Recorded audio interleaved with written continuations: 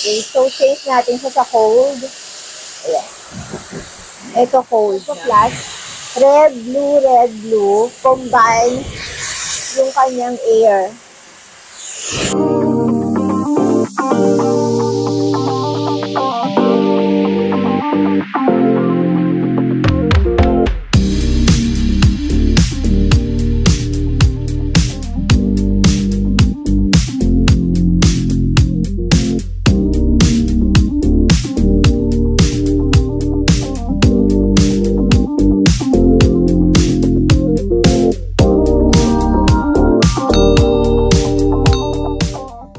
Hello my loves! Welcome back sa aking channel at para naman sa mga taong hindi pa nakakilala sa akin, ako po si Gadang Pilipinas sa Espanya. Welcome to my YouTube channel.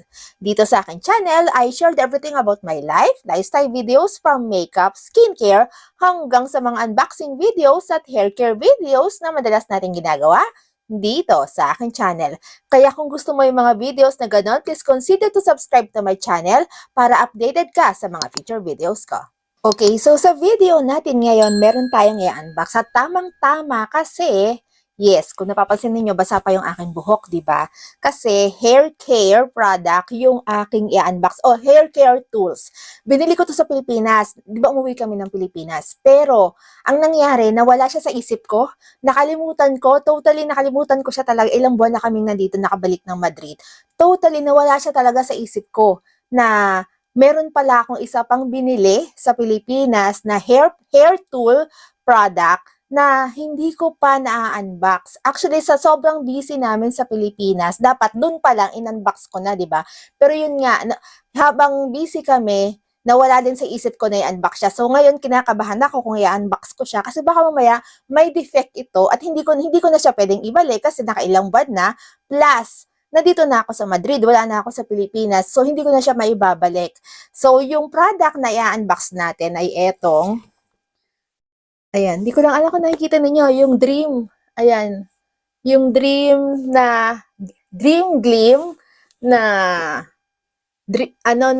tawag dito? Para blower siya. May blower naman ako dito, pero nagustuhan ko kasi to. Nagandahan ako sa kanya. Plus, dahil kikay tayo, yung color na pinili ko ay yung pink. Maraming kulay na available itong product na to, pero dahil nga kikay tayo, 'di ba? So, at favorite color ko, yung pink, kaya yung pink yung kinuha ko. So, i-unbox na natin siya ngayon. So, sana okay pa siya. Kinakabahan talaga ako sa kanya. Actually, hindi ito yung dumating sa akin ito, nakalagay siya sa ganito. Ayan, nakalagay siya sa ganito. May isa pa siyang box na para protection niya. Tapos ito yung nasa loob na ganyan. Ayan. So, kaya sobrang safe nung dumating siya sa akin kasi may isa pa siyang box. Tapos, yung binuksan ko yun, so eto na siya.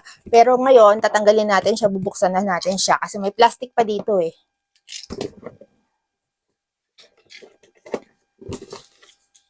So, dahan-dahanin lang natin.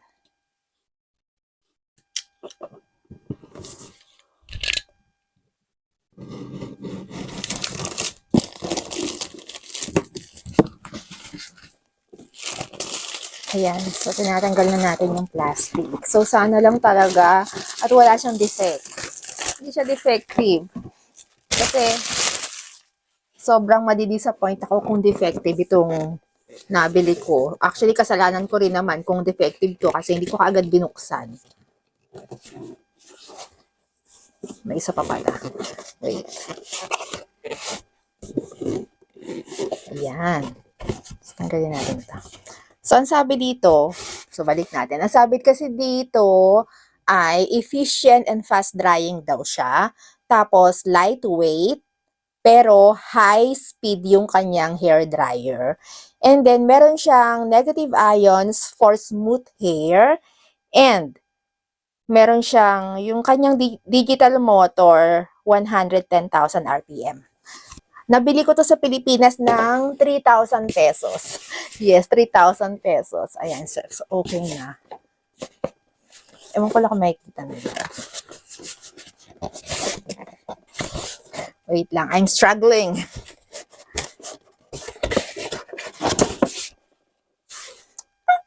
Ay, ang ganda. Ang ganda. Ayan. Okay, so ito yung kanyang hair dryer. So, tingnan natin dito. Okay, so ito siya. Tinanggal ko siya doon sa maliit na box. Tapos tinanggal ko rin tong maliit na box niya kung saan nakalagay yung cord. So, medyo disappointed ako sa kanya. So, nagandahan ako. Ayan. Gustong-gusto ko yung kulay niya. Pero, ang kasama lang niya ay itong manual. So, wala yung attachment dito sa front. Ayan, dapat kasi may kasama tong attachment. Ano nangyari? Dream Gleam, bakit niyo naman ako pinadala ng ganito na kulang-kulang? Okay, so eto, yun nga, disappointed ako kasi akala ko naman nandito sa loob ng box na to, yung kanyang attachment. Kasi normally, kapag bibili ka ng blower, may attachments talagang kasama, di ba? Pero ito wala. Nasaan yung attachment? Dapat may attachment tong kasama. Hindi yung essence na sinasabi kong attachment ha, hindi yun. Yung sinasabi kong attachment, yung nozzle niya na i-attach mo dito. So, ito yung kanyang filter. Magnetic na siya. So, pwede mo siyang linisan dito sa part na to. Ayan. So, natatanggal siya. Magnetic siya. So, tanggalin natin to kasi para matry ko.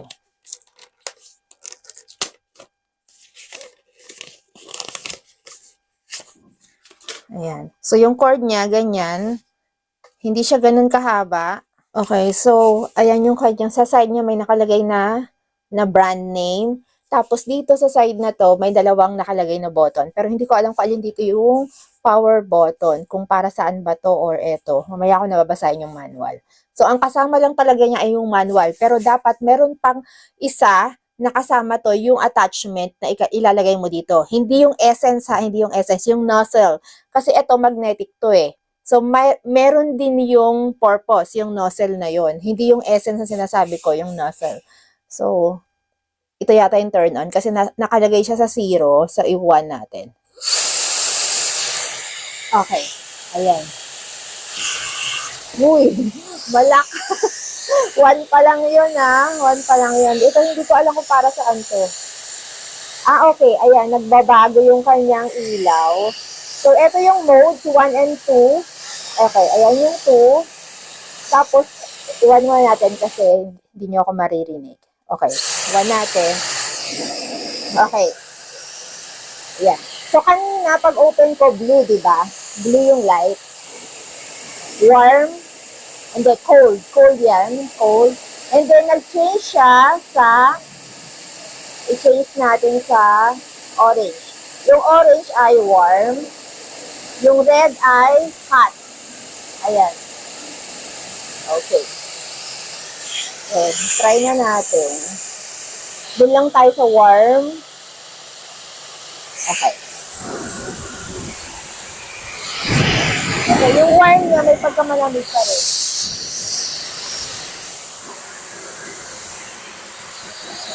Portable siya. Pero parang gusto ko yung hot. Change natin. Ay, okay. Yung hot niya, yung hot air na inilalabas niya, hindi ganun kainit. Yung hot air.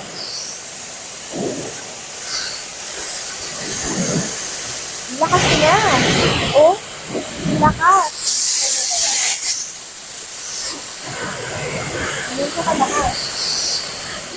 Okay, so change natin siya sa cold. Ayan. Ito cold na. Ayan, cold. So, ang bilis lang. Tuyo na yung buhok ko. Ayan. Ito pag gumagana naman siya at kahit paano hindi ako na-disappoint. Okay, so thought ko sa aking first impression sa kanya kasi nga ngayon ko lang siya ginamit. So, okay naman siya. Mabilis na natuyo yung aking buhok. Plus, gusto ko yung meron siyang 3 modes ng air na inilalabas. Yung cold, warm, and yung combine ng cold and warm. Gusto ko yon. Tapos, ang disappointed lang ako sa kanya. Disappointed ako dun sa fact na hindi kasama yung nozzle, dito sa binili ko. Hindi ko alam kung nagkamali sila or what, pero dapat may kasama itong nozzle. Again, ulitin ko, hindi yung essence yung sinasabi ko, di ba? Yung nozzle na attachment dito. Kasi magnetic to eh. Isa yun sa mga dahilan kung bakit ko siya binili. Yung nozzle na yon na magnetic na ilalagay dito. Plus, portable siya, yung size niya. Pwede mo siyang dalhin. Pwede ko siyang dalhin kahit saan ako pumunta. Plus, lightweight. Lightweight siya and yung kanyang filter magnetic. Ayan. Pwede mo siyang tanggalin tapos linisan. Ayan, magnetic siya. Ayan. Hindi siya tulad ng iba na yung filter ng ibang hair dryer ay mahirap linisan. Ito madali lang. Madaling linisan yung kanyang filter. Tapos magnetic din siya. And isa pa sa tawag dito, concern ko ay yung kanyang cord. Ito kasi hindi naiikot. So, hindi siya naiikot. Plus, maikli yung kanyang cord. Pero, pwede mo naman siyang gamitin ng may extension. Plus, hindi naman siya ganun kaikli, hindi rin siya ganun kahaba. So, para sa akin, okay lang siya. Pero, kung nakatayo ako, hindi ko siya, tingin ko mahihirapan akong gamitin kung nakatayo ako. Ngayon kasi nakaupo ako, so yun, isa yun sa mga concern ko yung cord niya kasi parang feeling ko, hindi ko siya magagamit kapag nakatayo ako na nasa floor yung aking saksakan. Kasi nasa floor yung aking saksakan. So, kung tatayo akong ganyan, mahihirapan akong gamitin. So, kailangan nakaupo ako kapag gagamitin ko. So far, okay naman siya. Gumagana. Hindi ko siya kailangang ibalik. So, isa lang talaga sa mga concern ko ay yung nozzle na attachment kasi wala siya, kasi ang natatandaan ko, yung binili ko ay may nozzle attachment. Pero ngayon, wala dito. Ito yung item yata nila na hindi kasama yung nozzle attachment. Pero yung binili ko, natatandaan ko, may kasamang nozzle attachment dapat. Yung makukuha ko, kasi yun ang binili ko eh. Yun ang binili ko, wala akong pakialam sa essence. Wala akong pakialam, basta may kasama siyang nozzle attachment dapat. Last, isa sa napansin ko sa kanya, malambot yung aking buhok after kong gamitin itong blower o hair dryer. Ang lambot niya, ayan o, walang sumasabit sa aking kamay. Ayan, malambot at ang shiny ng buhok ko. Alright, my loves, thank you for watching at sana gusto mo itong ating video ngayong araw na ito. If you like this video, please don't forget to give me a thumbs up at pwede mong i-share itong ating video sa mga taong tingin mo ay nangangailangan. Pero tulad ng dati, bago tayo magtapos, kung bago ka dito sa aking channel, please subscribe to my channel at i-click mo na rin pati ang notification bell para updated ka at wala kang mamiss sa mga susunod ko pang videos. Thank you for watching, my loves, and always remember to be beautiful inside and out. And so yeah, thank you for watching and see you on my next videos. Bye, my loves. Thank you.